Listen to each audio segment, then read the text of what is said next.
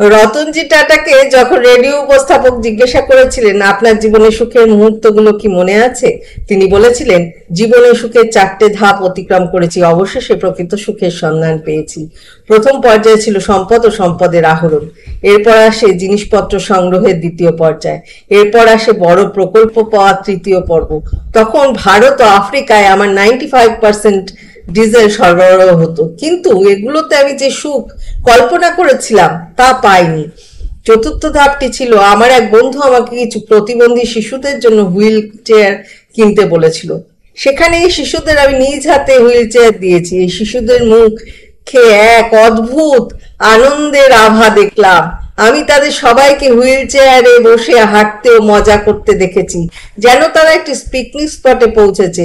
আমি আমার ভিতরে প্রকৃত সুখ অনুভব করলাম।